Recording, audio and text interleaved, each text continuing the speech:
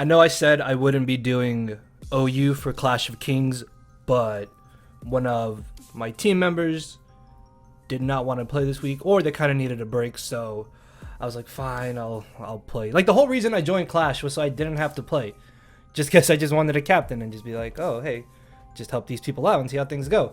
But yeah, apparently I have to play some games, so it's a little bit annoying, but it's really not that big of an issue because, yeah, it's really not that annoying, honestly. It's a little annoying, but it's not annoying to the point where it's like stressing me out, really, if you guys get what I'm trying to say. So yeah, I don't really know where I'm going with this, but ¿Qué pasa, YouTube? How's it going, guys? So we had a break week last week for Clash of Kings, so this is currently week 4, right? Yeah, it is week 4. The 511s, which is my team, are currently 2-1, if I'm not mistaken. So hopefully, if we can win this week, we can go 3-1, which would be amazing. I think at this moment, this is game number 4, I want to say. We are up 2-1. So if I win this match, then we get a lead to be 3-1. But if I lose this match, then our opponents will be tied with us for 2-2. And I really don't want to go to another tie-breaking week. So hopefully I can pull out a W this week. The 511s, which I'm the captain of, we are taking on God's Blessing to the APA, which is coached by my homies AA Round 2420 and Ultra Player, if I'm not mistaken. Two awesome dudes. So yeah, I don't think they're playing right now, but actually no, I think Ultra's playing.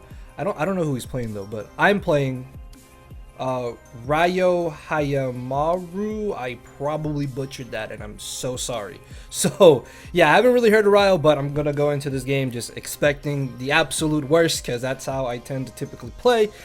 And again, you guys, if you've been on my channel, you know this. So yeah, let's take a look at the matchup here. Of course, if you guys do enjoy, hit that thumbs up button down below. Your support is greatly appreciated. I will try to catch some of my other teammates' games. I don't know if anybody's playing today on Saturday, or well, I know they're playing tomorrow on Sunday. I don't know about today on Saturday. Also for WBE, MV and I are playing tomorrow on Sunday. So that's why there's no WBE match up today. So yeah, timestamp. If you want to skip to the match, you've already seen it. You're probably already over there.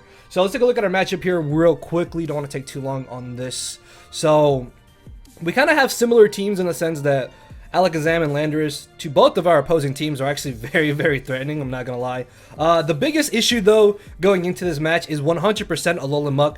Cursed ALOLAN MUK is absolutely terrifying, and it really scares me going into this game, because if I let it set up for free, it can basically just win by itself. Honestly, like, that is how terrifying ALOLAN MUK is in this match. Now, even though, yes, I do have Landorus and I have SixftHax, it doesn't matter if it gets up 2 curses, it's going to be living basically any hit, and then it's got the 50% berry, it can recycle, and it beats so much of my team, which is a little bit infuriating, and that's what's mostly terrifying of ALOLAN MUK in this match.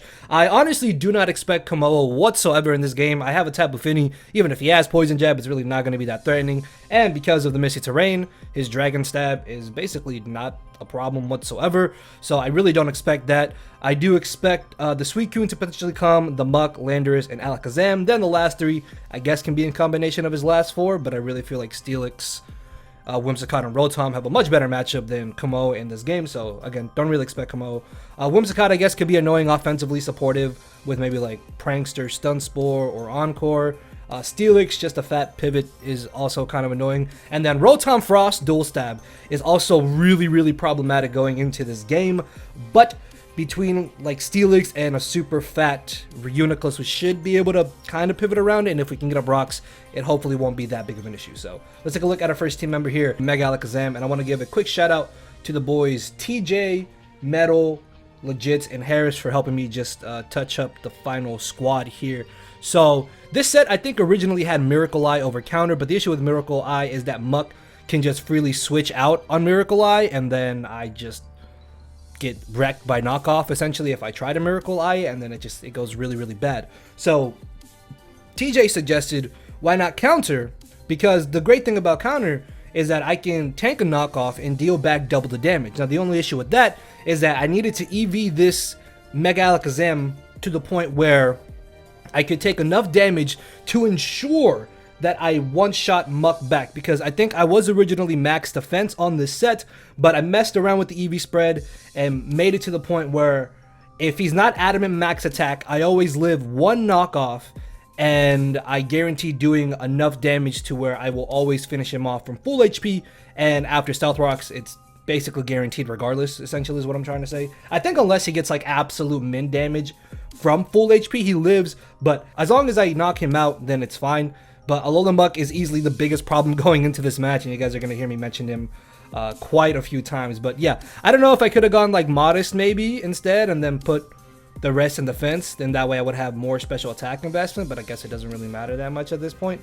So yeah, I just quickly had to fix the spread here. But yeah, this always guarantees that I do double of whatever he does to me, and it does enough damage to where I should one-shot Muk right back after a knockoff. So yeah, the idea is that he comes in, he instantly knockoffs, or if I go for Calm Mind, then I force him to go straight for the knockoff, and then I can go straight for counter. So yeah, really hoping the set can pay off. We are running enough speed for the Whimsicott. I really didn't feel like it was a big issue that we couldn't touch his Mega Alakazam, because if I get this going with Calm Minds and ALOLAN MUK is gone, this basically just wins by itself. So yeah, hopefully this puts some work. Next off, we have Landorus here, which is a very interesting set. This is another set I was a little iffy on. My last move was Rock Polish, just because if I can't put myself in a position of where this can double its speed, it could potentially just win, honestly, because we are running enough speed to outspeed Scarf Landorus, but he could outspeed me with Scarf Whimsicott, which I really don't think he brings Scarf Whimsicott, so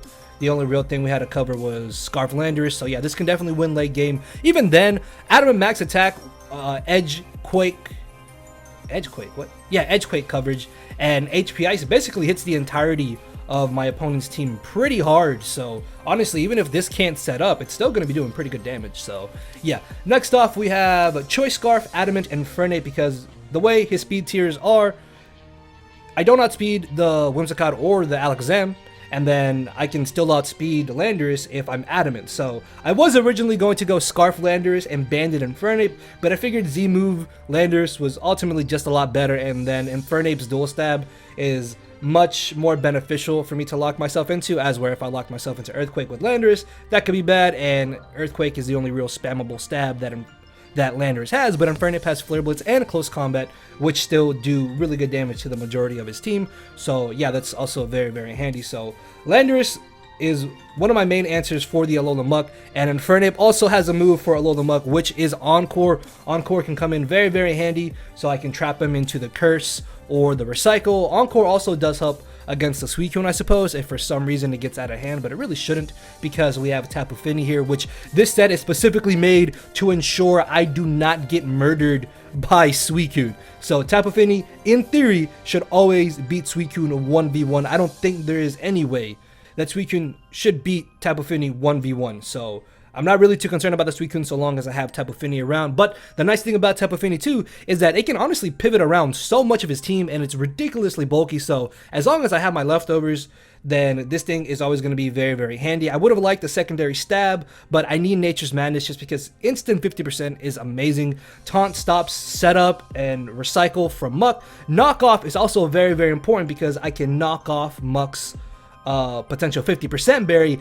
and that in itself would make Muk a lot less of a problem to deal with. Plus, being able to just get rid of items in general is very, very handy. So yeah, I think the Spadef allows us to take two modest Psychics. Yeah, two modest Psychics from Mega Alakazam, and then we can still take two Earthquakes from Landorus as well, all from full. So actually, for his Mega Alakazam, I really don't know what kind of set he would run. I guess he could run Modest, honestly, if he's not concerned about potentially trying to speed tie with my Mega Alakazam, but it really shouldn't be that big of an issue so long as we have Assault Vest Reuniclus here, which, much like Fini, this can pivot around a good majority of his team. With Regenerator, though, this is able to function amazingly as a kind of, I wouldn't say a full check to Alakazam, because Shadow Ball still does a lot of damage, and then if he's Calm Mind, that could be really, really scary, but I can do enough damage to Mega Alakazam to put it in range of where my Infernape can then come in and revenge kill it, and that's basically the whole idea behind this set. So as long as I have Reuniclus around, Megazam really shouldn't be doing too much in this game, and then I just need a little bit of chip damage and I'll be in a pretty much really good scenario. And knockoff is again really just for the muck.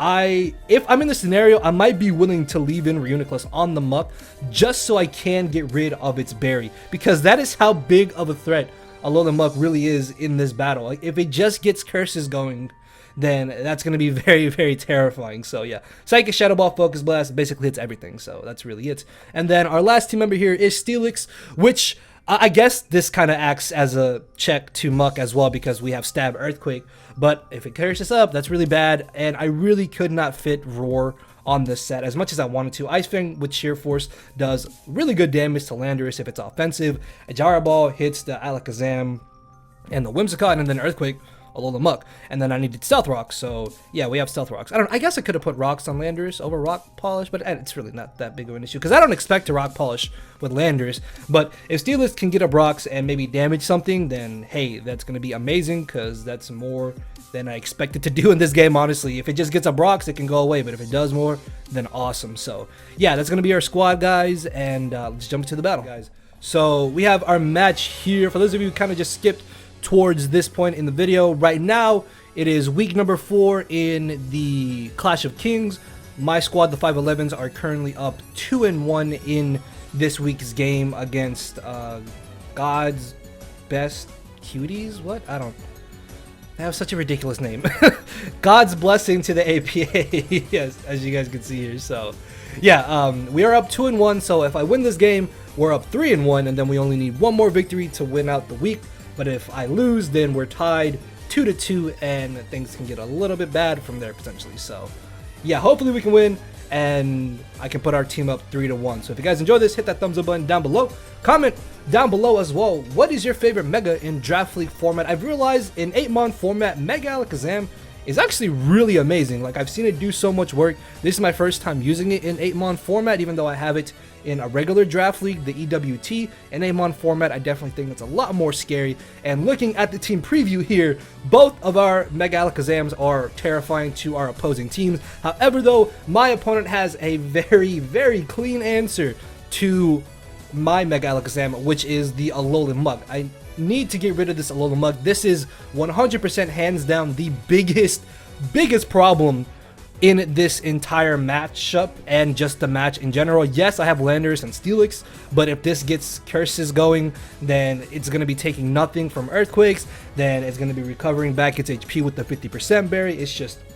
It's a whole thing.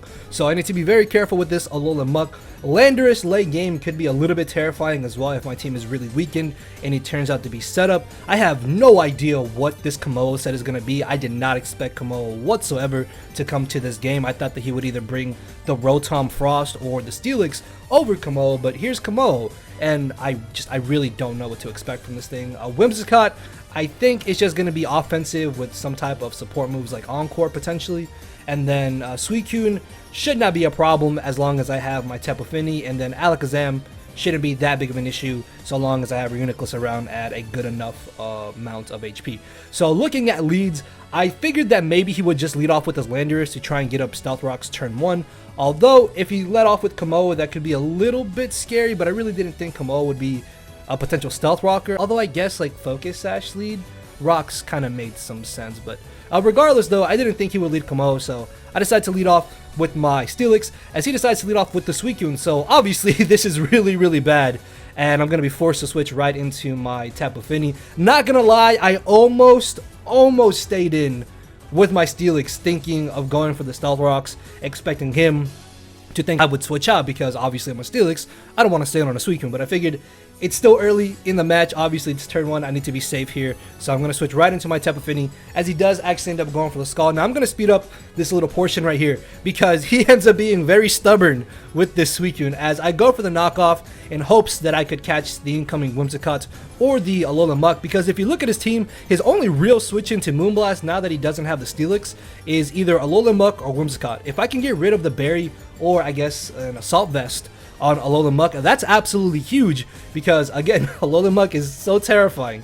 And then if I can get rid of the item on Whimsicott, I can get rid of like leftovers, life orb, extra belt, maybe even like choice specs or something odd like that. So I figured just going for knockoff here really gave me no drawbacks. As you can see, Scald is literally doing like no damage to me, only 3% after leftover. So I really don't mind just staying in here and spamming the knockoff, as it turns out that he actually has the mirror coat.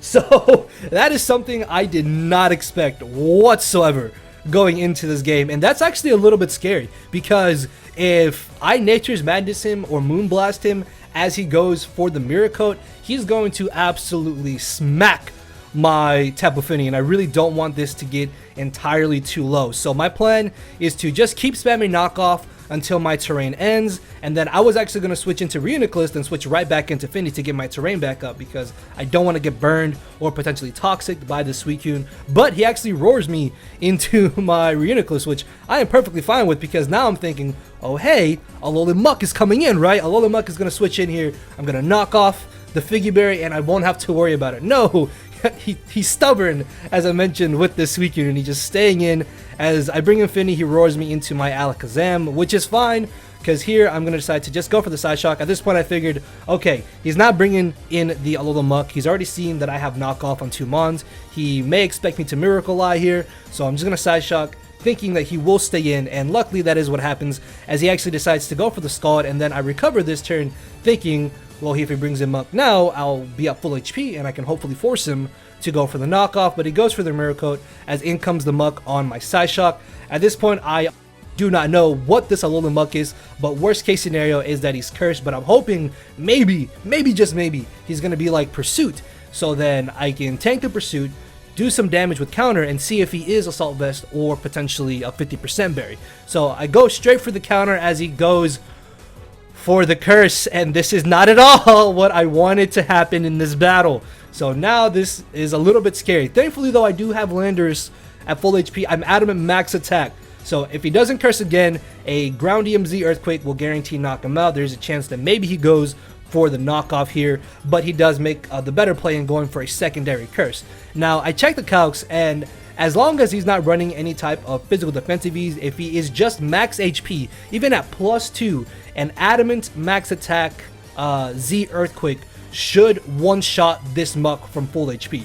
So I'm going to go straight for my Z Earthquake here, as he ends up living on 14% HP. Not only that, but he does turn out to have the Figgy Berry, and he goes for a third curse. Now obviously, this is really bad. This is literally what I did not want to happen, and I need to find some way to play around this. I'm not gonna lie, at this point in my mind I'm thinking I am about to just get 6-0'd by this ALOLAN Muk. So he's at +3 defense. He knows I can't do any type of damage with Earthquake, so he either has 2 options that he could do here, is what I was thinking, that he can either go for the Recycle or he can go for another curse. So what I decided to do is go for an Earthquake to see what he wants to go for. As he does go for the Recycle, this is not entirely too bad, because now I expect him to go for the curse, which is why I hard switch right into my Infernape, because now what I can do is go for the Encore and Encore him into the curse. And this is huge, because this also now allows me to bring in my Tapu Fini, and I have Taunt on my Tapu Fini. So the idea was to taunt with Tapu Fini, and then because he's Encored into curse, he's taunted, I probably force him to struggle. Now the big thing about this too is that he actually does not currently have his 50% berry, which is actually a little bit annoying because I can't knock it off, but I can force it to potentially struggle, or if I do force him out, I'm going to need to try my best to not just allow him to just get up curses like this again. So as I bring in Fini, he actually ends up switching out into his Landorus, which I am perfectly fine with. There is no way he should ever one-shot me with one move. I don't think he's going to try and set up on me either, because I could potentially have the Ice Beam. So I figured I can just go for the Nature's Madness here, because much like earlier, his only real switch-ins to my Fini are Muk or Whimsicott.